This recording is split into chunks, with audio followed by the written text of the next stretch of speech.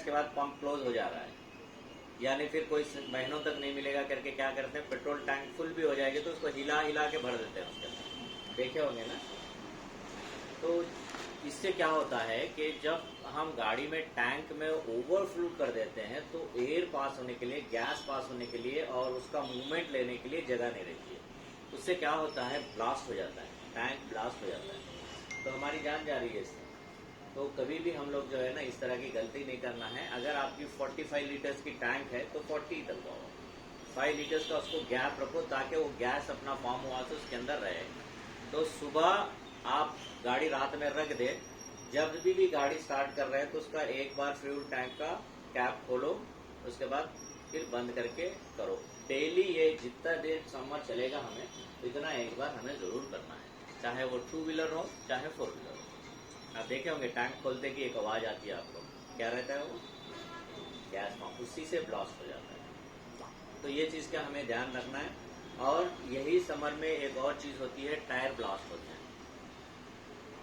जो टायर होते हैं गाड़ियों के, ये ब्लास्ट होते हैं। अगर आपका टायर ज्यादा दिन हो गया, बहुत से लोग गाड़ी खरीदने जब से टायर बदलते नहीं, टायर को देखते हैं बोलते हैं नहीं अच्छा है या क्या है, टायर ऐसे ही रखे रखे भी खराब हो जाता है। मैं तो यूज नहीं करता हूँ गाड़ी, महीने में 2 बार निकालता हूँ, तो मेरा तो टायर खराब नहीं हुआ। बस उसको देखते हैं, वो उसके जो ग्रू रहते हैं उसको देख के मान लेते हैं कि भाई अभी ये खत्म नहीं हुए ना, तो चलो बाद में बदलेंगे। तो क्या होता है, रखे रखे भी टायर खराब होता है। टायर की भी एक वैलिडिटी होती है 3 साढ़े 3 साल, उससे ज्यादा नहीं। तो रबर जो रहता है नरम पड़ जाता है। अब जब रोड पे लेके आप निकलते हैं तो क्या होता है, वो जब रबर नरम पड़ जाता है तो रोड पे जब चलती है तो रोड के साथ में जब घिसने लगता है तो टायर नरम होने की वजह से जिस जगह पे रबर का जो स्ट्रेंथ है खत्म हो गया है, वहां पे क्या होता है, फूलने लग जाता है।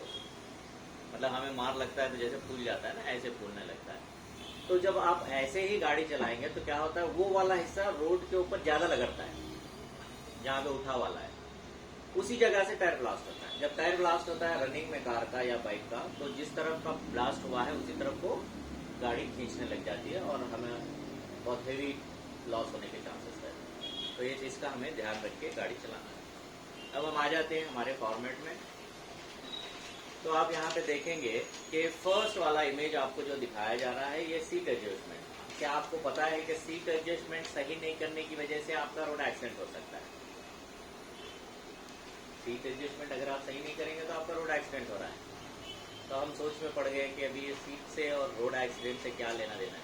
सीट तो बैठने के लिए होती है, चलाने के लिए होती है। तो इसको किस तरह से यूज करना है और किस तरह से हमारी हाइट एडजस्टमेंट करना है, अगर ना करें तो क्या होएगा। अब आप देखेंगे यहाँ पे जो भी सीट एडजस्टमेंट करते हैं,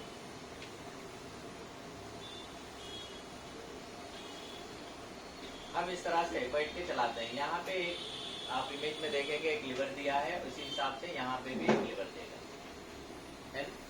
देखो एक साइड में दिया है यहाँ पे, एक ये यहाँ पे ऊपर की तरफ आएगा, जो नीचे की तरफ आ रहा है इससे क्या होती है, हमारी हाइट एडजस्टमेंट होती है। हाइट मतलब क्लच और ब्रेक, इसके साथ साथ एक्सीलेटर के पास हमारा पैर कितनी दूर तक पहुंचता है, कितना कंफर्ट है, वो देखने के लिए सामने और पीछे की तरफ, मतलब हमारी हाइट के अकॉर्डिंग जो है ना उसको एडजस्ट करने के लिए ये चीज होती है, जो कि साइड में रहता है।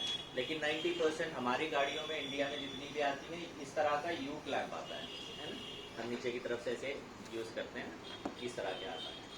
आप देखे होंगे गाड़ी जब आप चला रहे हैं, गाड़ी जब चला रहे हैं आप, तो गाड़ी में बैठ के जब कार स्टार्ट करके फर्स्ट गियर लगा के आप थोड़ी दूर जाने के बाद, मतलब एक 1/2 किलोमीटर या नहीं तो फरलांग जाने के बाद में अगर आप टर्न मारेंगे या नहीं तो स्पीड ब्रेकर आएगा या नहीं कोई खड्डे में गिरेगी या आप ज्यादा से ब्रेक मारेंगे तो एक साउंड आता है जो सीट पे आप बैठे हैं, किस तरह का आता है, क्लिक करके एक साउंड आता है, डिफरेंट साउंड आता है, आप ऑब्जर्व किए होंगे। तो वो साउंड का मतलब क्या है, तब जाके लॉक हुई है आपकी गाड़ी, यानी सीट जो बैठे हैं तब जाके लॉक हुई है, तब तक आप हवा में ड्राइव कर रहे हैं। अगर वो लॉक ना होती, आप ब्रेक कर देते तो आपकी सीट पीछे चली जाती, जो लास्ट है। जब पीछे चली जाती तो क्या होता है, आपके पैर क्लच ब्रेक के पास पहुंच नहीं पाते हैं, आप तुरंत अगर आप सामने आना चाह रहे हैं तो बेल्ट आपको आने नहीं देता और हाथ भी नहीं पहुंचते आप। इस बीच में जो स्पीड से गाड़ी जा रही है वही स्पीड से जाके आगे ठुक जाएगी। तो हमें किस तरह से एडजस्ट करना चाहिए। अब इसमें भी देखो, अगर कंपनी वाले ने एक साइड का ये लिवर दिया है, इसको जैसे इमेज में दिखाया, यहाँ से अगर आप उठा के सेट कर रहे हैं तो कोई बात नहीं है। कंपनी ने एक ही लिवर से दोनों साइड के लॉक अनलॉक हुए जैसा किया है कि नहीं। अगर यू क्लैंप के जैसा दिया है तो मस्ट एंड शुड आपको सेट करना है सेंटर से ही। लेकिन हम लोग क्या करते हैं, एक हाथ हमारा ऊपर रहता है स्टीयरिंग पे और यहाँ से एक साइड से उठा देते हैं, ठीक है। नहीं तो ये हाथ ऐसे रहता है, ये कॉर्नर से उठा देते हैं। तो जब ये यू क्लैंप के जो लॉक होते हैं, जो सीट के अंदर बैठते हैं, वो इस तरह से रहते हैं। ये ऑपोजिट डायरेक्शन में फिर ऐसे आके लॉक्स होते हैं। तो जब इसको आप उठाएंगे तो वो इसमें से अनलॉक होंगे इस तरह, और उसके बाद आप जितना सेट करना चाह रहे हैं उतना करने के बाद जब छोड़ेंगे वापस आके मिल जाएगा। आप देखो, एक साइड से उठा के हम जब आगे पीछे करते हैं सीट तो एक साउंड आता है। कौन सा साउंड आता है? जो हैंड ब्रेक में जैसे साउंड आता है ना, सेम ऐसे वाला भी सीट एडजस्टमेंट में भी आता है। तो यहाँ पे क्या हो रहा है, वो जो चैनल जो यहाँ पे लॉक करने वाला सिस्टम है वो रगड़ रहा है। वो क्यों रगड़ रहा है? आपने इसको एक कॉर्नर से उठाया है। एक कॉर्नर से उठाने का मतलब यही है कि हम घर में लैपटॉप यूज करते हैं, बताइए उस पर क्या चीज पहले टूट जाती है?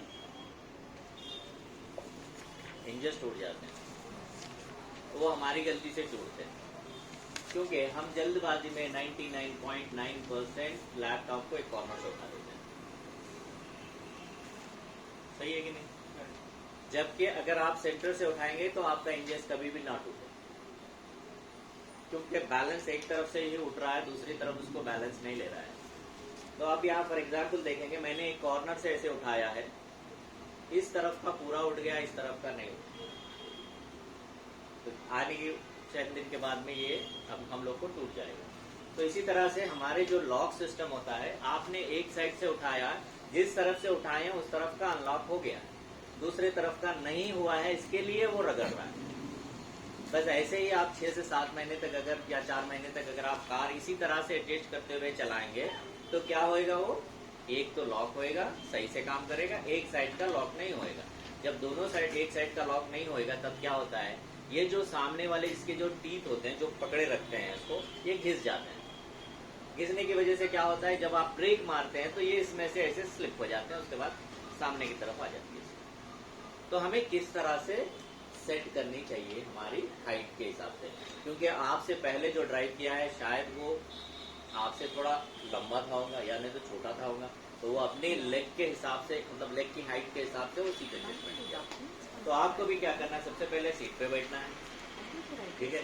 सीट पे बैठ गए, उसके बाद सेंटर से आपको एडजस्ट करना है, यानी बैलेंस दोनों तरफ से उसको उठा दिए सेंटर से, और अगर आप राइट हैंड से कर रहे हैं तो लेफ्ट हैंड से आपको आगे की तरफ खींचना है, ठीक है। बैलेंस हमारे पैर पे रहेगा, हम बैठे रहेंगे, बैलेंस पैर पे रहेगा, और सीट को ऊपर की तरफ ये लीवर को उठाएं और जितना आपको चाहिए उतना आगे करने के बाद उसको छोड़ दें। छोड़ने के बाद में भी वंस अगेन हम थोड़ा सा ऐसा हिल के लॉक हुआ है कि नहीं हुआ चेक करना है। छोड़ देने के बाद एक बार ऐसे करके चेक कर लेना है कि लॉक हुआ है कि नहीं हुआ। एक छोटी सी गलती बिना चेक किए कि चले गए, अगर लॉक नहीं हुआ पीछे की तरफ आ गया तो वंस एक बार चेक करना है कि हुआ कि नहीं हुआ, ओके। इसके बाद लेफ्ट लेग से आपको क्लच को दबाना है। क्लच अगर आप दबा रहे हैं तो क्लच फ्लोर तक जाना चाहिए आसानी से। अगर आप पैर से दबा रहे हैं आसानी से फ्लोर तक जाना है। नहीं आप दबा रहे हैं, आप सामने की तरफ ऐसे हो रहे हैं तो आपकी हाइट सही है नहीं है, तो क्या करना है, फिर वन स्टेप आगे की तरफ करना है और आसानी से आपका पैर नीचे तक जाना है। अब यहाँ पे आप देखेंगे हम लोग दो गलती करते हैं। बहुत से लोग क्या करते हैं, पैर को ऐसे हवा में रख देते हैं, ये भी गलती नहीं करना, ठीक है। और बहुत से लोग क्या करते हैं, पूरा पैर आगे तक ले जाते हैं और पूरा पैर पीछे तक लेके आते हैं, ये भी नहीं करना है। हिल आपकी यहाँ पे रहना है, इस जगह से आप क्लच को इस तरह से दबाना है और उसके बाद इसी तरह से आपको छोड़ना है।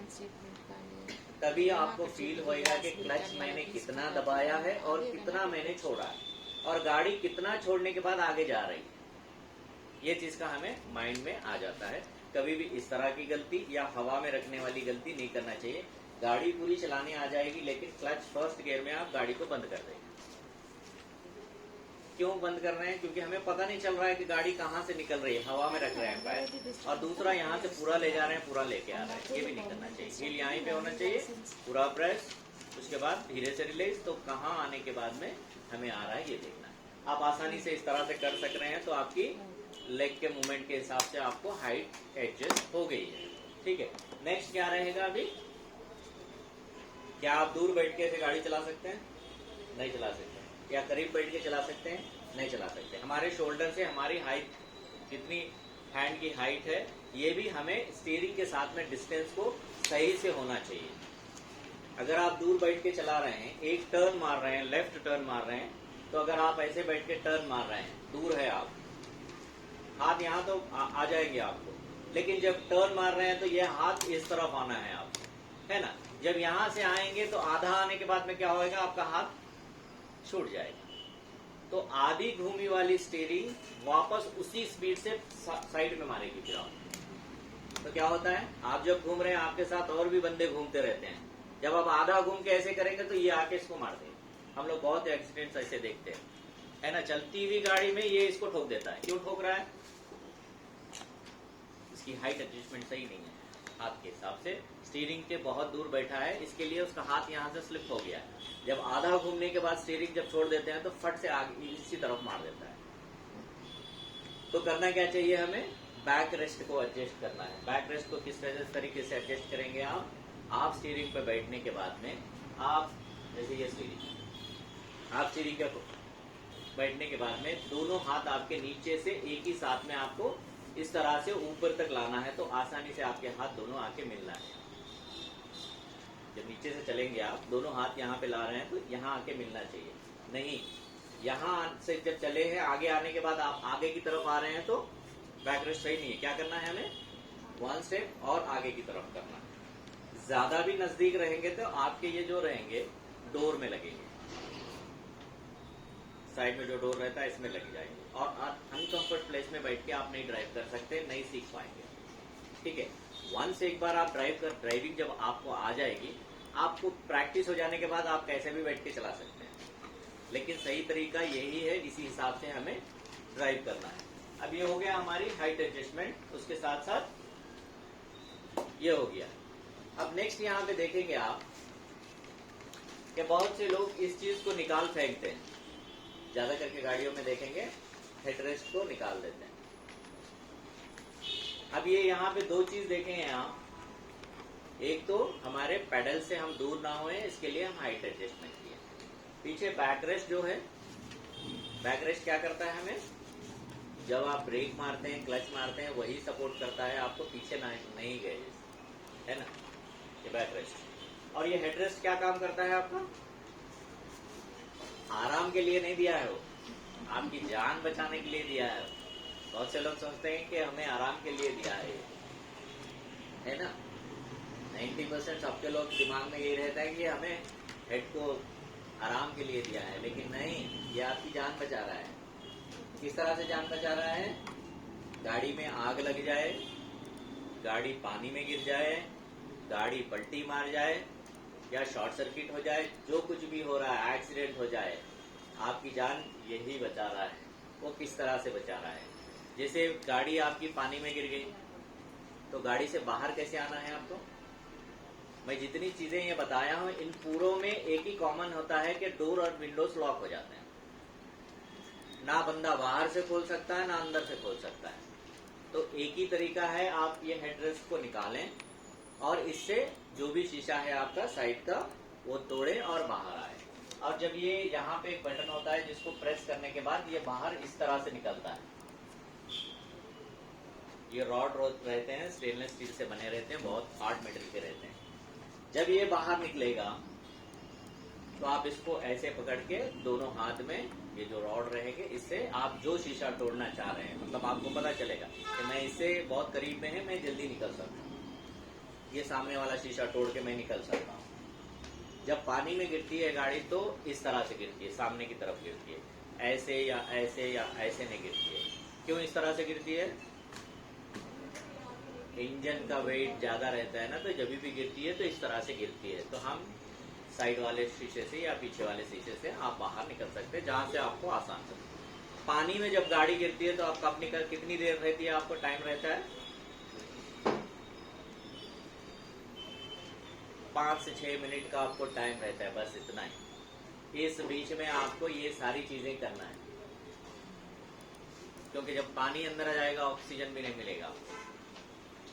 तो सबसे पहले जब गिरी गाड़ी, बेल्ट को रिलीज कर देना है, निकाल देना। बेल्ट भी नहीं निकालोगे तो क्या होएगा? कुछ भी नहीं कर पाओगे। तो जैसे बहुत सी गाड़ियों में क्या होता है कि एक तो हेडरेस्ट लगा रहता है, ऐसे ही सब लोग निकाल फेंक रहे हैं करके ब्रांडेड कंपनी वाले क्या करते हैं, सेफ्टी टूल देते हैं। ये सेफ्टी टूल होता है।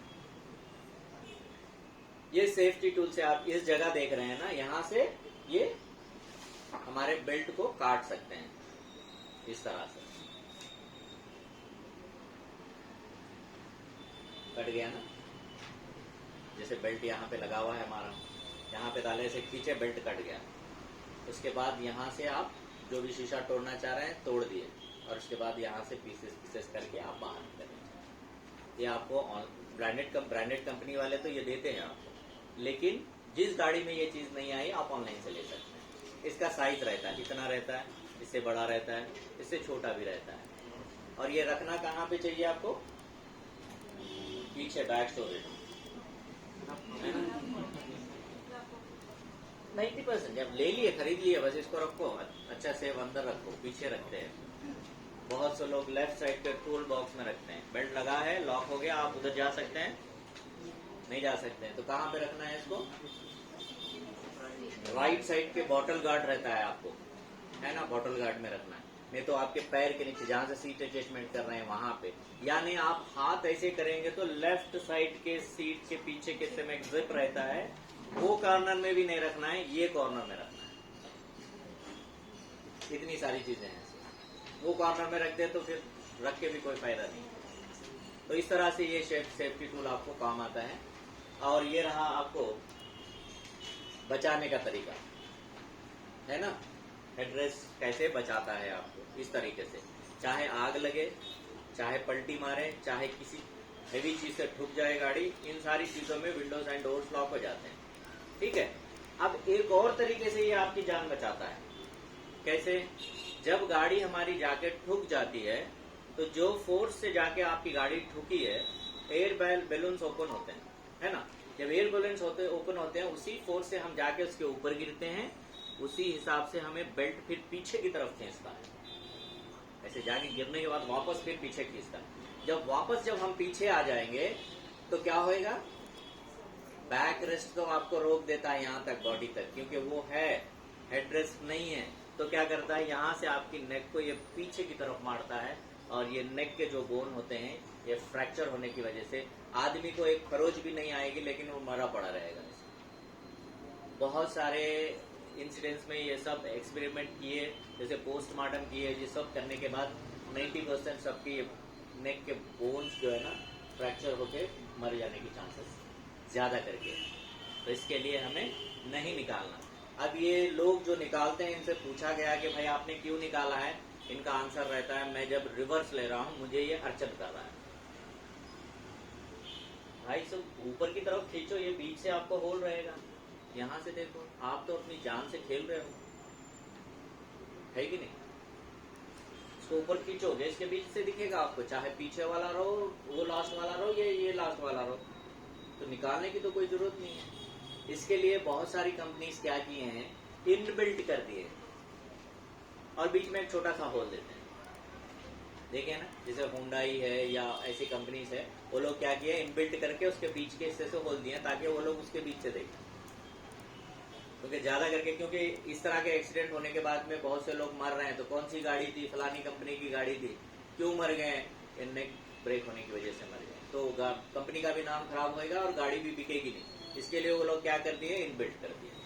तो हमें ये चीज का ध्यान देना है। इसमें कोई डाउट है, इमीडिएटली पूछ सकते हैं आप। Next, seat belt. जो गाड़ी का हमें सीट बेल्ट गाड़ी में दिया जाता है वो भी हमारी जान बचाने के लिए दिया जाता है। बहुत से लोग तो पुलिस के डर से लगाते हैं, लेकिन पुलिस के डर से नहीं, हमें हमारी जान बचाने के लिए। अगर ये सही से लगाएंगे भी नहीं और सही से निकालेंगे भी नहीं तो आपको चोट लग सकती है और आपके हाथ की ये जो बोन होती है ये फ्रैक्चर हो सकती है। तो वो किस तरह से, जैसे हमारे यहाँ पे एब्सेंट होते हैं तो हम लोग कॉल करते हैं ना, तो बहुत से लोग बोलते हैं हाथ में चोट लग गई है, यहाँ पे लग गई है, क्या हुआ है, सीट बेल्ट लगा। तो हम सीट बेल्ट, देखो बहुत से लोग क्या करते हैं, कुश्ती लड़ते हैं सीट बेल्ट लगाने के लिए। क्यों लड़ते हैं? वो परोड़ता नहीं है यहाँ पे, है कि नहीं। हम जब यहाँ से खींचते हैं ना तो वो आता नहीं, तो वैसे ऐसे करके ऐसे ऐसे करके लगाते हैं, तो आपका कम से कम 5 मिनट का टाइम खराब हो जाता है उसके अंदर। तो सीट बेल्ट आप एक ही साथ ऐसे झटके से खींचेंगे तो उसका मतलब क्या है, लॉक हो जाता है। वो क्यों लॉक हो रहा है? झटके का मतलब क्या है? एक्सीडेंट, है ना। झटके का मतलब ईसीएम क्या करता है, उसको रिपोर्ट देता है कि भाई इसको लॉक करो, है ना। आप बेल्ट नहीं लगाएंगे तो कैसे वो बदर दब बचते रहता है, क्योंकि ईसीएम बोल रहा है कि लोगों ने बेल्ट नहीं लगाया, लगवाओ। इसी हिसाब से अगर आप झटका मार रहे हैं आप, तो क्या है वो लॉक, इसको खींचना चाहिए इस हाथ से, सीधे यहाँ से धीरे धीरे यहाँ तक लाओ, इस हाथ से होल्ड कर दो, उसके बाद फिर एक बार खींचो, बहुत बड़ा हो जाएगा ये क्लिप ले लो, कितना दूर ले जाना चाह रहे हैं उतनी दूर ले जा सकते हैं, है ना। बस इसमें लगाओ और छोड़। तो सीट बेल्ट किस तरह से होना चाहिए, इस वी को अगर ऐसे करेंगे तो इस तरह का होना चाहिए, है कि नहीं। तो ये कहाँ से आता है, हमारे राइट शोल्डर से लेफ्ट में आके लॉक होता है, उसके बाद हमारी स्टमक से राइट को जाता है। तो ये शोल्डर से लेफ्ट में आके लॉक हो रहा है, ये वाला हिस्सा क्या कर रहा है, हमें क्या हेल्प कर रहा है, हमें आगे नहीं जाने दे रहा है, ठीक है। और जो हमारे स्टमक के ऊपर से जो आ रहा है वो क्या काम कर रहा है, हाँ, हमें सामने की तरफ खिसकने नहीं दे रहा है, पकड़ के रख रहा है सीट के साथ। तो बहुत से लोग क्या करते हैं, यहाँ से लगा देते हैं, है ना, देखे होंगे। पुलिस वाले के डर से ही सिर्फ लगाते हैं, क्योंकि पुलिस वाला जब देखता है यहाँ नहीं देखता है वहां लगा है कि नहीं, ऐसे आया कि नहीं देखता है, तो बस यहाँ से रख देते हैं। यहाँ से रखने का मतलब है जब एक्सीडेंट होएगा तो आप तो जाके स्टीयरिंग से ठुक जाएंगे, है ना। तो आंसर इनका ये रहता है, जो यहाँ से लगाते हैं तो यहाँ पे बेल्ट रब कर रहा है, बोलते हैं यहाँ पे लगता है ना हमें, तो कॉलर के नीचे रखो। अगर लेडी चला रहे हैं तो चुन्नी रख दो यहाँ, नहीं ये दोनों चीज की सुविधा नहीं है आपके पास में, तो हम 2 क्लॉथ यूज करते हैं कार में, एक कार के बाहर साफ करने के लिए, एक कार के अंदर साफ करने के लिए। तो अंदर वाला तो नीट रहता है, बस उसको तब तक रब कर दो, यहाँ पे लगा दो ऐसे, या नहीं तो आपको कार डेकर्स में उसके कुशंस मिलते हैं, ओके, ओ हाँ कुशंस मिलते हैं, वो कुशंस जो है ना आप लगा सकते हैं।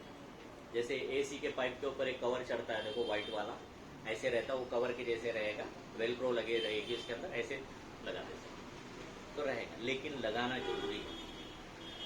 अब जब निकालते हैं हम लोग, लगाना तो ये हिसाब से हम लगा दिए हैं, है ना, खींचे और लगा दिए हैं। जब निकालना है तो कैसे निकालते हैं, फटाक से यहाँ दबा देते हैं, वो फटाक से चला जाता है। जाने के टाइम वो आपके दांत, यहाँ आंख, यहाँ पे लगते हुए जाता है, क्योंकि बहुत टेंशन रहता है उसके अंदर, स्प्रिंग का बहुत खींच देता है।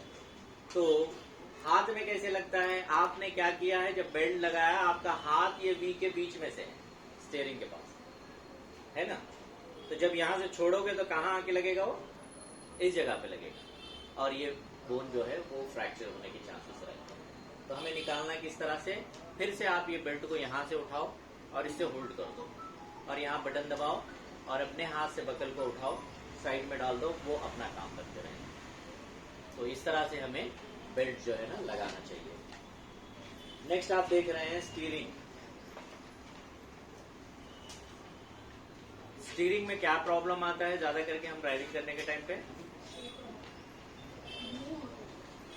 है ना, गाड़ी या तो लेफ्ट चली जाती रहती है या तो राइट चली जाती रहती है। फिर आपके इंस्ट्रक्टर बोलते हैं लेफ्ट जा रही है गाड़ी, दूर देख के चलाओ, फिर थोड़ी देर सही जाती है, फिर उसके बाद फिर लेफ्ट चली जाती है या तो राइट चली जाती, फिर बोलते हैं अरे दूर देख के चलाओ, है कि नहीं। तो यहाँ पे ये इशू क्यों आ रहा है, कि इसका फॉर्मूला हमें समझना चाहिए पहले।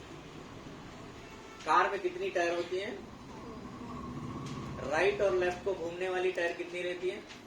2, है ना? सिर्फ 1 और 2 मेंबर से मुझे आंसर आया है, बाकी लोग को नहीं मालूम था। यही फॉर्मूला नहीं मालूम होने की वजह से ही ये प्रॉब्लम आ रहा है। सिर्फ ये सामने की 2 टायरें ही इस तरफ घूमती है, बाकी ये 2 सिर्फ साथ में चलती है। इसका कोई ऐसे होने वाला सिस्टम नहीं रहता है कोई भी कार में।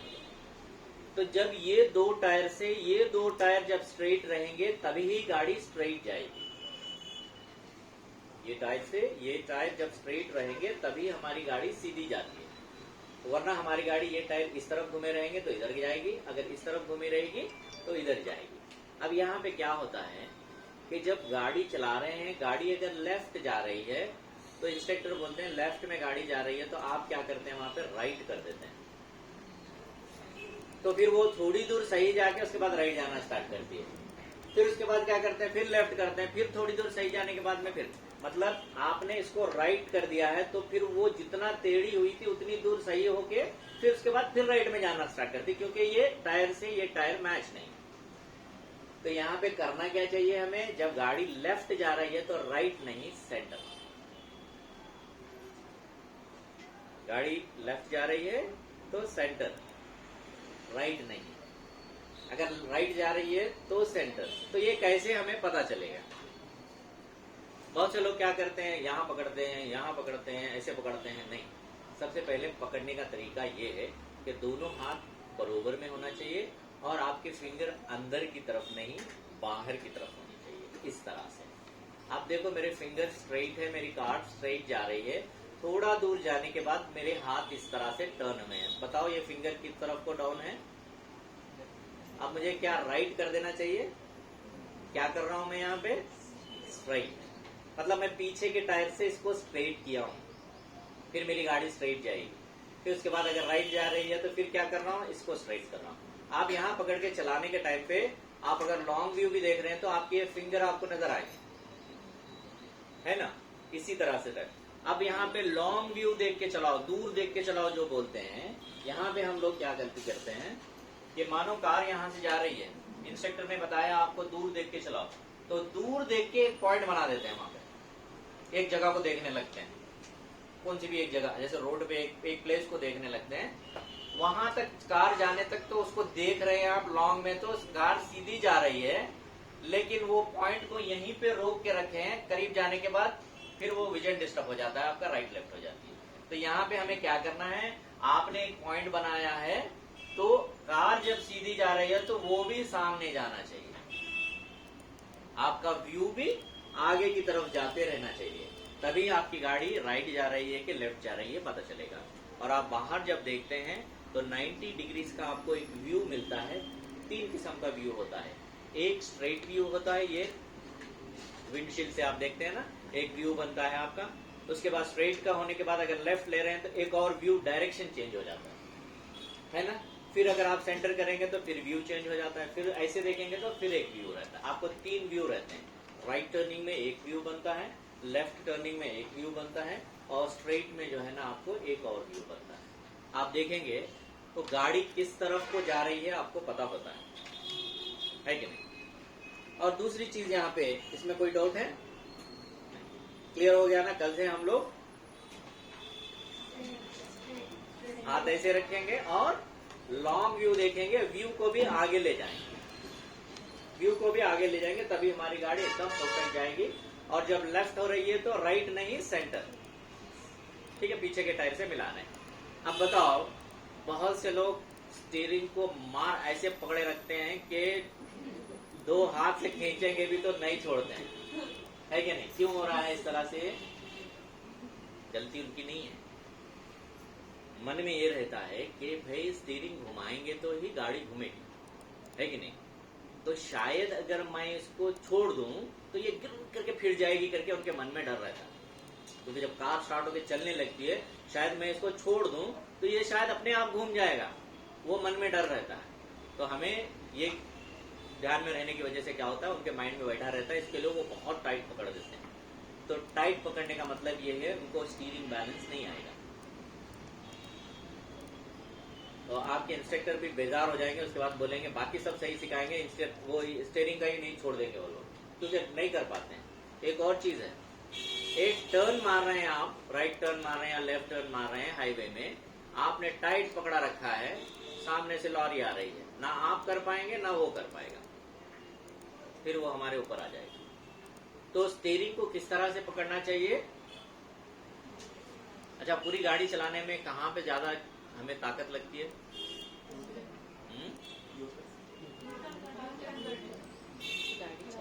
नहीं, गियर भी आप 2 फिंगर से डाल सकते हैं। पूरी कार चलाने में एक ही जगह पे जो ज्यादा ताकत लगती है फिंगर से ऐसे उड़ जाता है। चलाने में बोले तो steering control, right, finger EPS electronic power steerings आ गई है अभी। ऑयल पावर स्टीयरिंग्स भी खत्म हो गई, हाइड्रोलिक की, अभी EPS आ गई, इलेक्ट्रॉनिक पावर स्टीयरिंग आ गई। तो हर चीज सिर्फ 2 फिंगर से करने के उतना ही पावर लगता है आपको, मतलब ताकत लगती है। बाकी एक ही जगह पे लगती है, कहाँ पे? जब पंचर हो जाता है टायर, है कि नहीं? ज्यादा ताकत लगाए, क्योंकि वो मशीन से टाइट करते हैं तो खोलने में ज्यादा। बाकी कहीं पे भी आपको इतनी ज्यादा ताकत नहीं लगती है। आप हर वो काम सिर्फ 2 फिंगर से करते हैं। आप देखे होंगे बहुत से लोग एक लट्टू जैसा लगा देते हैं ना स्टीयरिंग के ऊपर, ऐसे पकड़ के घुमा देते हैं। आप 2 फिंगर पकड़ के ऐसे घुमाओ, वो घूमते रहता है आसान होने के लिए, लेकिन वो गलत है, नहीं लगाना चाहिए। क्योंकि कभी टर्निंग में अड़चन करके अगर वो हाथ से आपके लग जाएगा तो एक तो आपका हाथ को प्रॉब्लम होएगा, दूसरा गाड़ी टर्न नहीं हो पाएगी। तो गलत है, नहीं लगाना चाहिए। बहुत से लोग लगाते हैं। जनरली वो कौन लगाते हैं मालूम? फॉर्मूला रेस वाले रहते हैं ना, उनको ऐसे ऐसे घुमाने में ज्यादा टाइम लगता है करके वो लोग लगा के क्या करते, फटाक से, क्योंकि उनकी स्पीड ही उतनी रहती है कि उस हिसाब से स्टीयरिंग घूम के फिर सीधी होना रहता है। उनका देख के हमारे नॉर्मल वाले भी लगाते हैं, लेकिन गलत है, नहीं लगाना चाहिए। तो अब ये स्टीयरिंग क्यों इस तरह से घट पकड़ रहे हैं आप, और कार किस तरफ को जा रही है हमें कैसे पता चलना चाहिए? कार को स्टार्ट करो, फर्स्ट गियर लगाओ, क्लच को रिलीज करो। जब कार मूवमेंट ले रही है आप स्टीयरिंग को मत पकड़ो, दोनों हाथ ऐसे रख लो, ठीक है? जब क्लच को रिलीज करेंगे आप, स्टीयरिंग ऐसे अपने आप कार आगे चलती रहेगी, थोड़ा जाने के बाद में एक साइड जाना स्टार्ट करेगी, है ना? आपने नहीं पकड़ा है, अपने आप घूमी भी नहीं है वो, एक साइड धीरे से ऐसे कार लेफ्ट को जाएगी। तो आपको क्या करना है, सिर्फ 2 फिंगर से उसको स्ट्रेट कर दो, छोड़ दो, फिर कार स्ट्रेट जाएगी, ठीक है? फिर थोड़ा दूर जाने के बाद या तो राइट या तो लेफ्ट होगी, फिर 2 फिंगर से जैसे करो। आप देखो 2 फिंगर का प्रेशर कितना रहता है हमारा, इतना ही स्टीयरिंग पकड़ने में हमें रखना चाहिए, इससे ज्यादा नहीं रखना, ठीक है? अब हम स्टीयरिंग को इस तरह से पकड़ के चला रहे हैं। एक लेफ्ट टर्न मारना है, किस तरह से मार रहे हैं हम लेफ्ट टर्न? ऐसे कर रहे हैं, ऐसे तो नहीं कर रहे हैं, ऐसे करोगे तो गाड़ी नहीं घूमेगी। एक लेफ्ट टर्न में आपको कौन सा हाथ हेल्प करता है? राइट हैंड हेल्प करता है, और लाके यहाँ पे लेफ्ट को दे देता है। एक लेफ्ट टर्न मार रहे हैं तो अपोजिट डायरेक्शन का हाथ चलेगा और इसके बाद इसको हैंड ओवर करेगा। अगर आप एक राइट टर्न मार रहे हैं तो लेफ्ट हैंड आएगा और इसको हैंड ओवर करेगा। तो हमें चलाना इस तरह से नहीं है। बहुत से लोग करते हैं, आसान रहता है करके ऐसे ऐसे करते हैं। तो स्टीयरिंग जब घुमाते हैं, हमारी स्टीयरिंग इस तरह से जाके ऐसे घूमना है, समझे? इस तरह से जाके ऐसे घूमना है, तभी आपकी गाड़ी इस तरह से जाके ऐसे घूमेगी। बहुत से लोग गलती क्या करते हैं, आसान रहेगा करके क्या करते हैं, इस तरह से घुमाते हैं ना, ये गलत है। जब क्या होती है गाड़ी, तो रोबो चलता है ना, ऐसे होती है, इस बीच में आपका बाजू वाली गाड़ी से लड़ने के चांसेस हो जाते हैं। तो इसीलिए हमें क्या करना है, पहले बड़ा वाला हाथ, मतलब जितना बड़ा टर्न आता है ये वाला, इसी को चलाना है। एक लेफ्ट हमारा जा रहा है तो यहाँ से ये जा रहा है और इसको दे दे रहा है, और यहाँ पे इस तरफ पे टर्न मार रहे हैं तो ये वाला हाथ आएगा और इससे दे दो, ठीक है? इसी जगह पे आपको लेफ्ट साइड में कौन सी स्टिक लगी रहती है? वाइपर की लगी रहती है ना, जो विंडशील्ड के लिए क्लीन करने के लिए, वाटर के लिए लगी रहती है। राइट साइड में कौन सी स्टिक लगी रहती है? Indicator lights, indicator sign lights की रहती है। तो ये इंडिकेटर को बहुत से लोग गाड़ी चलाने के टाइम पे क्या करते हैं, जैसे बोलेंगे राइट को जाना है,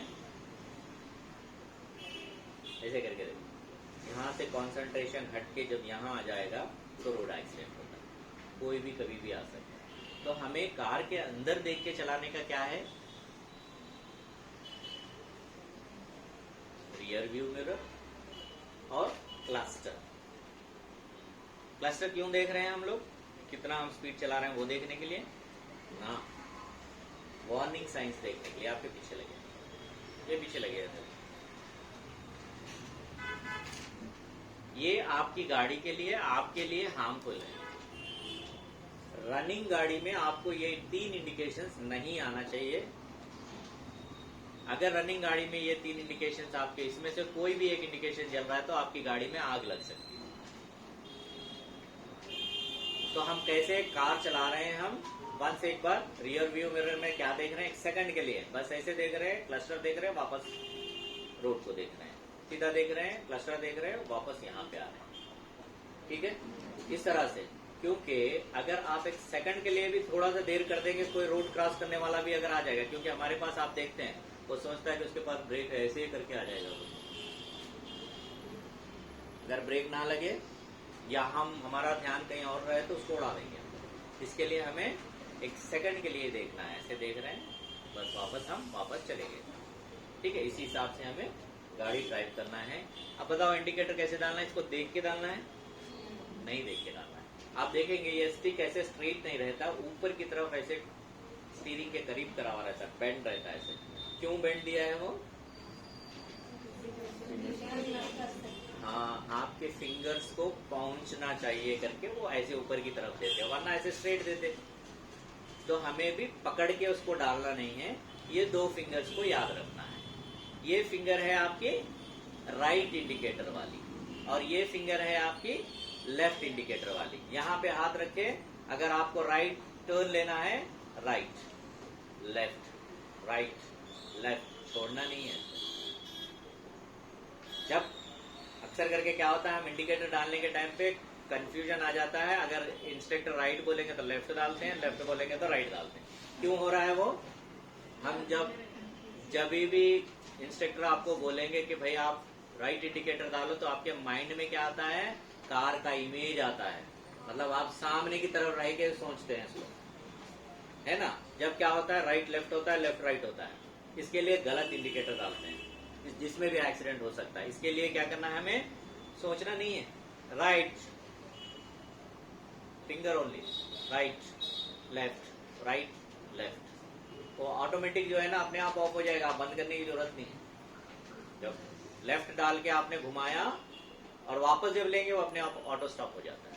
तो कभी लाइफ में हम अगर ये फिंगर्स याद करेंगे तो कभी लाइफ में हम लोग जो है ना गलत नहीं डालेंगे। ऐसे चला रहे हैं, अगर आपको जाना है राइट इंडिकेटर डालना है, 4 लेफ्ट राइट लेफ्ट, ये इसलिए 2 फिंगर ये बोल रहे हैं कि नीचे से उठाने के लिए ये हेल्प करता है और ऊपर से दबाने के लिए ये हेल्प करता है, आसान रहता है आपको। ओके, और इंडिकेटर कब डालना है, मुड़ने से पहले, मुड़ने से पहले ही ना 100 मीटर पहले डालना है, ताकि पीछे वाली ट्रैफिक जो हमारी आ रही है, हमें जो फॉलो करते आ रहा है, 100 मीटर पहले ही वो अपनी लेन को चेंज कर देगा। अच्छा, ये गाड़ी लेफ्ट को जा रही है ना, मैं इसके क्रॉस करके नहीं जा सकता हूँ, तो मैं राइट की लाइन में चेंज हो जाऊंगा और मुझे दूर जाना है। हमारे पास कैसे रहता है, इंडिकेटर कुछ नहीं डालते हैं। अगर बाइक चलाने वाला है तो वो क्या करता है, थोड़ा सा ऐसे करेगा तो हम समझ लेना चाहिए कि ये मुड़ रहा है कि नहीं, इतना ही ना, ऐसे करेगा, अच्छा ये मुड़ रहा है, हम ध्यान से हम चल जाना। ये नहीं कि इंडिकेटर डालेंगे फॉलो करेंगे, कम से कम तेरा इंडिकेटर नहीं काम कर रहा तो हाथ से ऐसा कर देता हूँ, ये नहीं। 100 मीटर पहले डालना है, उसके बाद ही हमें टर्न लेना है, ताकि पीछे की ट्रैफिक को दिक्कत ना हो, वरना वो हमें पीछे से आके ठोक देगी। ओके, ये चीज है। स्टीयरिंग में कोई आपको डाउट है, बोलिए। हाँ मैम, जी जी वो करना पड़े तो क्या उसमें देखना पड़ेगा पैरामीटर? बिल्कुल मैम। अभी हम लोग 2 चीज सीखे हैं यहाँ पे। हाइट में मतलब आपके लेग के हिसाब से हाइट एडजस्टमेंट करना एक चीज है, एक और चीज है ऊपर और नीचे की तरफ करना। है कि नहीं। ऊपर नीचे की तरफ कब करते हैं हम लोग, हमें व्यू नहीं दिखता है। और स्टीयरिंग में भी जो है ना, एक तो टिल्ट होने वाली सिस्टम रहती है, मतलब ऊपर की तरफ होती है, नीचे की तरफ होती है। थोड़ी गाड़ियों में क्या होती है, वो माइक्रोस्कोप आता है ना, ऐसे ऐसे करके करते हैं ना, टेलीस्कोप क्या बोलते हैं उसको, वो उस तरह से रहती है, इस तरफ भी आती है, इस तरह सामने को भी जाती है। तो इस तरफ खींचने का मतलब क्या है, आपके हैंड्स की हाइट के हिसाब से आप सामने की तरफ कर रहे हैं, है ना। अगर आपके हाथ लंबे हैं तो आप क्या कर रहे हैं, उसको दूर कर रहे हैं। बस इतना ही, हमें कंफर्ट होना चाहिए ओवरऑल, ये चीज का हमें ध्यान रखना। 15 लाख के एबोव जो रहेंगी गाड़ियों, उसी में ये सिस्टम दिया है। बाकी में टिल्ट होने वाला सिस्टम ही दिया। और टिल्ट इसलिए करते हैं, किसी को स्टमक के ऊपर टच होते रहता है, स्टीयरिंग नीचे वाला हिस्सा, किसी को थाइस के ऊपर टच होता है, इसके लिए वो लोग ऊपर की तरफ करके ड्राइव करते हैं। जी मैम। आजकल कुछ लोग लगाते हैं स्टीयरिंग में जैसे कवर या लेदर का कुछ, या कुछ लोग स्टिच कराते हैं, इज इट गुड और नहीं, गुड है वो, क्योंकि जो मटेरियल से ये लोग बनाते हैं ये प्लास्टिक का होता है। और प्लास्टिक में अगर आपको स्वेट आएगा तो क्या होएगा, स्लिप हो जाएगा। तो ये रहेगा तो क्या करेगा, वो ऑब्जर्व करेगा और आपको ग्रिप रहेगा। और ये जो सिलाने वाला सिस्टम है यही सही है। बहुत से लोग सिर्फ कवर चढ़ा देते हैं। कई बार ऐसे होता है, धूप की वजह से वो कवर लूज होने की वजह से कवर ही सिर्फ घूम जाता है, स्टीयरिंग नहीं घूमता है, रोड एक्सीडेंट होते हैं। तो यहाँ पे आप देखेंगे फुट कंट्रोल, आप हमने सीट एडजस्टमेंट, सीट बेल्ट सीखा है और स्टीयरिंग का सीखा है। ओके, व्यू, स्टीयरिंग कंट्रोल सीखा है। नेक्स्ट है फुट कंट्रोल्स, मतलब फुट को कैसे कंट्रोल करना चाहिए, कैसे तरीके से हमें देखना चाहिए। एक मैनुअल कार में आप देख रहे हैं तो इसमें क्या क्या चीजें होती है, एक होता है एक्सीलेटर, एक होता है ब्रेक और एक होता है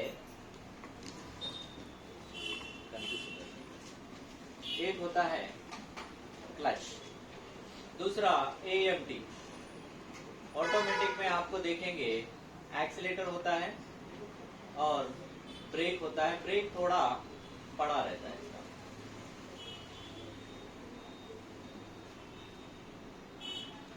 एक और चीज आती है जिसको बोलते हैं IMT, सुने कभी ये IMT। इसमें क्या रहता है कि आप देखेंगे तो एक्सीलेटर रहता है और ब्रेक रहता है, और इसकी गियर मैन्युअली रहती है।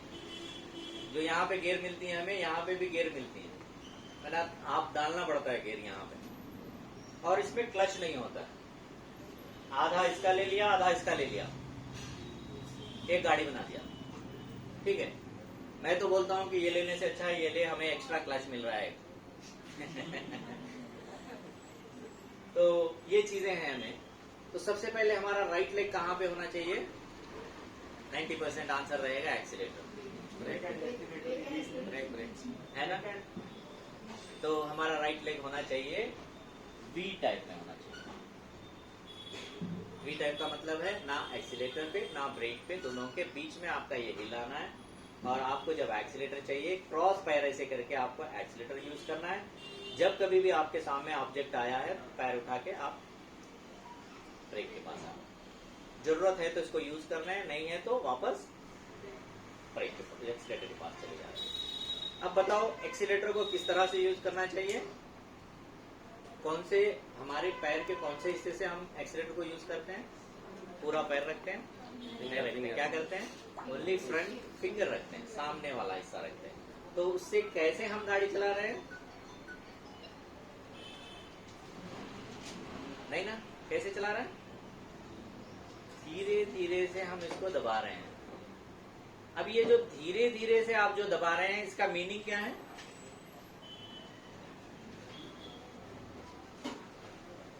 ये इंजन है हमारा, ठीक है। ये इंजन में आप यहां देखेंगे पिस्टन ये ऊपर नीचे की तरफ चलता है। तो जब आप एक्सीलेटर देते हैं, फ्यूल इंजेक्टर यहां से ऊपर की तरफ में इंजेक्ट करता है पेट्रोल को। आपने ऐसे दबाया, फ्यूल इंजेक्ट हुआ और वो फायर होके कार आपकी आगे चल रही है। आपने एक्सीलेटर को छोड़ दिया, फ्यूल इंजेक्ट होना बंद हो गया, आपकी इंजन स्लो हो गया, राइट, ये समझ में आ गया ना। तो यहाँ पे आप देखेंगे हमने एक्सीलेटर को दबा रहे हैं तो फ्यूल इंजेक्ट कर रहे हैं, हमारी टैंक से फ्यूल जो है ना पिस्टन पे गिर रहा है तो गाड़ी भाग रही है। जब आप एक्सीलेटर को छोड़ रहे हैं तो फ्यूल जाना रुक गया है, तब क्या हो रही है हमारी गाड़ी को फ्यूल नहीं मिल रहा है तो वो स्लो हो जा रही है। तो एक्सीलेटर छोड़ने पे जो गाड़ी स्लो हो रही है उसको क्या बोलते हैं, थर्ड ब्रेक, उसको बोलते हैं थर्ड ब्रेक। एक हो गया हम पैर से दबाते हैं, एक हाथ से, और एक्सीलेटर से जो कंट्रोल करते हैं इसको बोलते हैं थर्ड ब्रेक। और जो बंदा थर्ड ब्रेक को यूज करके गाड़ी चलाता है उसकी गाड़ी में माइलेज अच्छा आता है, उसकी गाड़ी की लाइफ अच्छी रहती है, और उस बंदे को कोई गाली नहीं मारता है कैसे चला रहा है तू गाड़ी करके। क्यों? उसका फुल कंसंट्रेशन रोड पे रहता है और उसको गाड़ी माइलेज भी ज्यादा देती है, मेंटेनेंस भी कम आता है। तो कैसे? अब हम यहाँ से मेन रोड से अनु फर्नीचर से सामने निकले हैं, हम यहाँ से जा रहे हैं तो हमें देखने को सारी चीज दिखती रहती है लेकिन हम उसको देखते नहीं है, क्योंकि हम क्या करते हैं नजदीक जाने के बाद में ब्रेक दबा देते हैं। इतना ही होता है ना, दूर से देख के गाड़ी को कंट्रोल करेंगे कोई नहीं समझता है। हम जाने तक वो चले जाएंगे ना करके, वहां जाते वो नहीं जा पाएंगे तो फिर थर्ड से ब्रेक मारते, फिर क्लच दबाते, फिर गियर करते हैं। ये सब नहीं है, थर्ड ब्रेक को करके ही गाड़ी चलाना है, ज्यादा करके, तभी आपको बहुत अच्छे से माइलेज आएगा गाड़ी का। तो आप जैसे यहाँ से निकले, गाड़ी चल रही है आपकी, आप एक्सीलेटर दे रहे हैं, सामने कोई ऑब्जेक्ट यानी ज़ेब्रा क्रॉसिंग से कोई क्रॉस कर रहा है या कोई अंदर की लाइन से कार आके मर्ज हो रही है, आपको पता चलता है, आप जाने से पहले ही वो आपके सामने आएगा, फिर भी एक्सीलेटर को छोड़ते नहीं है ना। तो एक्सीलेटर को जब आप छोड़ेंगे, जो गाड़ी का जो स्पीड कम होएगी, इस बीच में वो बंदा अपना क्रॉस कर लेगा, फिर वहीं से आप एक्सीलेटर को दे के गाड़ी जा सकते हैं। ना गियर चेंज करे, ना आप क्लच दबाए, ना हॉर्न बजाए, ना ब्रेक किए।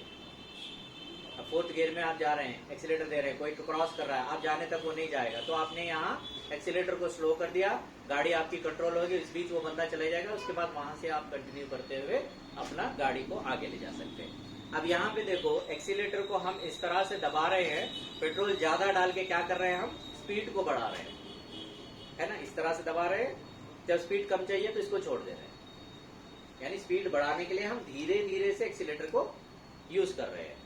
ब्रेक को किस तरह से यूज कर रहे हैं हम लोग, धड़ेल से दबा रहे हैं। क्यों धड़ेल से दबा रहे हैं, है ना, ब्रेक को ऐसे आके दबा देते हैं वहां पे, नहीं, आराम से दबाना है, ब्रेक को भी आराम से दबाना। यहाँ पे हम क्यों धीरे धीरे से दबा रहे हैं, स्पीड को बढ़ा रहे हैं, और ब्रेक क्या कर रहा है, बड़ी वाली स्पीड को कम कर रहा है, तो उसको धड़ेल से नहीं मारना है, उसको भी एक्सीलेटर जैसे ही दबाना है, जब ही गाड़ी हमारी कंट्रोल होगी। जैसे आपको वहां 100 मीटर्स में रुकना है, वहां जाके ब्रेक नहीं मारना, यहीं से हमारी स्पीड को कंट्रोल करते हुए वहां जाने के बाद पूरा ब्रेक लगाना है। लेकिन हम क्या करते हैं, वो पॉइंट आने तक कुछ नहीं करते, वहां जाने के बाद में क्लच दबा के ब्रेक करते हैं, अंदर बैठे वाले ऐसे ही हो जाते हैं, है ना। ब्रेक इस तरह से करना चाहिए कि अंदर जो बैठा बंदा वो हिलना नहीं चाहिए, वही अच्छी ड्राइविंग है ना। दूसरी चीज है क्लच। क्लच क्या काम करता है, आपको कौन कौन सी चीज को हेल्प करता है, ब्रेक लगाने के टाइम पे भी हेल्प करता है और गियर बदलने के टाइम पे भी हेल्प करता है। तो क्लच को हम कैसे यूज करना है, जैसे फर्स्ट गियर लगाए, फर्स्ट गियर से कार निकालते हैं, बहुत से लोग को बंद पड़ जाती है, तो स्टार्टिंग से हमें आदत डालनी चाहिए, क्लच और ब्रेक दोनों दबा के स्टार्ट करना चाहिए कार, क्योंकि आपने जो कार में बैठ के भी चलाना है, शायद वो डाउन हो सकता है, अप हो सकता है। जैसे आप हैंड ब्रेक डाउन करेंगे, कार पीछे आ जाएगी, यानी तो सामने चली जाएगी। तो क्लच ब्रेक दोनों दबा के स्टार्ट करने पे वहीं पे रुकी रहेगी, और स्टार्ट हो गई गाड़ी, फर्स्ट गियर लगाए। 90% लोग क्या करते हैं, ब्रेक को छोड़ के एक्सीलेटर के पास आते हैं, तब क्या होता है, कार पीछे आने लगती है, फिर क्या करते हैं, हैंड ब्रेक खींच देते हैं, ऐसे सब मतलब कंफ्यूजन रहता है। तो सही तरीका ये है, कार को स्टार्ट कर ले, उसके बाद में क्या करना है, हमें बिना ब्रेक छोड़े के क्या छोड़ना है, क्लच को छोड़ना है, बिना ब्रेक छोड़े के क्लच को छोड़ना है। क्लच को जब धीरे धीरे आप छोड़ेंगे, क्लच एक पॉइंट पे आने के बाद में आपकी कार में वाइब्रेशन आना स्टार्ट हो जाएगा ऐसे, तो आपकी कार आपको इंडिकेट कर रही है कि भैया आप ब्रेक छोड़ो, मैं आगे जाऊंगी, ठीक है। क्लच को वहीं पे होल्ड कर दो, उसके बाद ब्रेक को छोड़ो, कार आगे ही जाएगी, 1 इंच भी पीछे नहीं आएगी। फिर अगर आपको रुकना है, आपके आगे ट्रैफिक है, फिर से डायरेक्ट ब्रेक करो, गाड़ी रुकेगी। क्योंकि ये हाफ क्लच में आके है।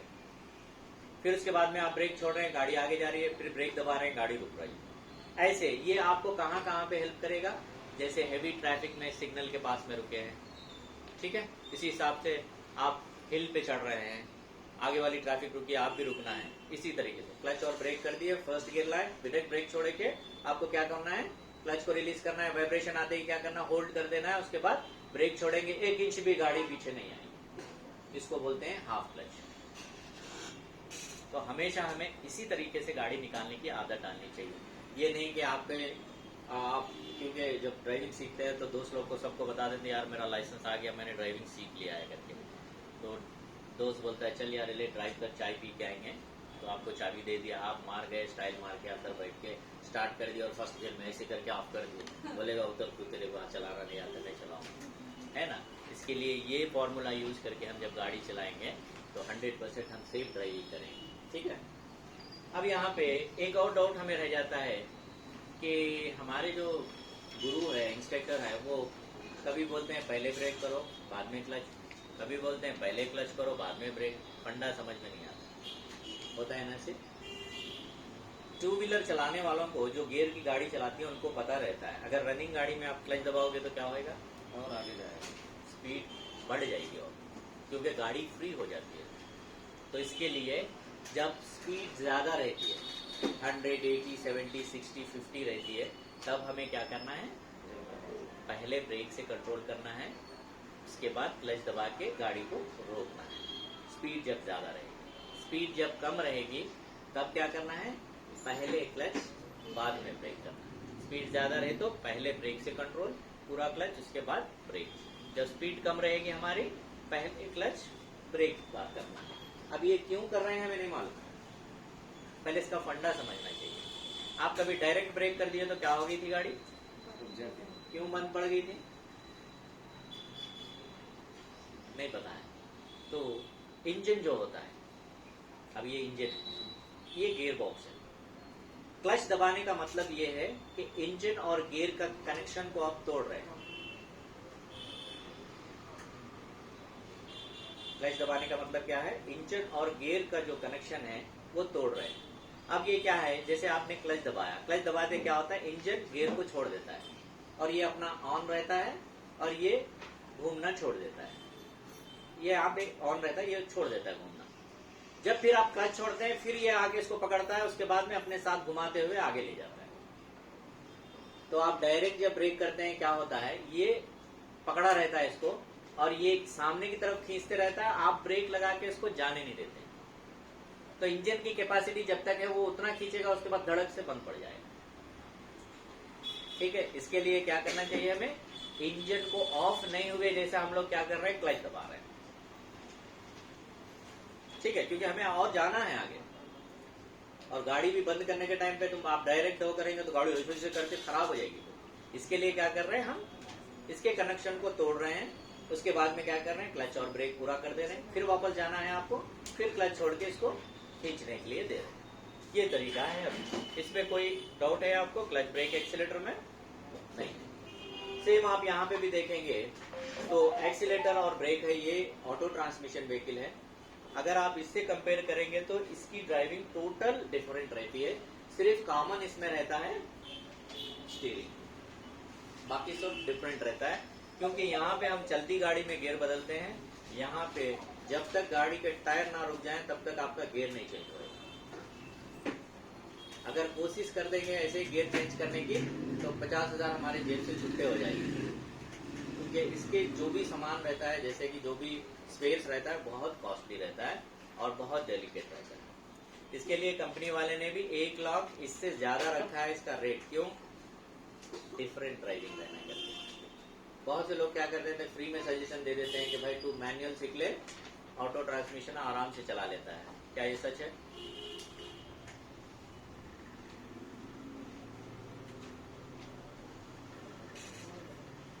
अगर आप ऑटो ट्रांसमिशन ले रहे हैं तो ऑटो ट्रांसमिशन ही सीखिए, अगर आप मैनुअल ले रहे हैं तो मैनुअल ही सीखिए। नहीं, अभी प्लान नहीं है मुझे दोनों भी सीखना है, तो आप कॉम्बो में चले जाइए, ताकि आपको दोनों का आइडिया आ जाए। हमारी खुद की नई गाड़ी पे एक्सपेरिमेंट करना, उसका मतलब क्या है, मतलब आप यहाँ मैनुअल सीख लिए, जाके ऑटो ट्रांसमिशन खरीद लिए और उस पर एक्सपेरिमेंट करने का मतलब क्या है, गाड़ी को खराब करना। अब मैं ये बताने का मतलब ये है, यहाँ पे क्लच है, यहाँ पे क्लच नहीं है, ठीक है, यहाँ पे क्लच है, यहाँ पे क्लच नहीं है। आप मैनुअल गाड़ी सीखने के टाइम रोकने के पहले क्या करते हैं, कौन से पैर से, है ना, यहाँ पे क्लच नहीं है, आप कौन सा दबाएंगे, यहाँ पे क्या होएगा, स्पॉट पे रुकेगी गाड़ी, पीछे वाला आपको ठोक के साथ में लेके चला जाएगा। तो कम से कम हमें आइडिया आना चाहिए कि इसको कैसे ऑपरेट करना है, इसको कैसे ऑपरेट करना है, ये चीज है।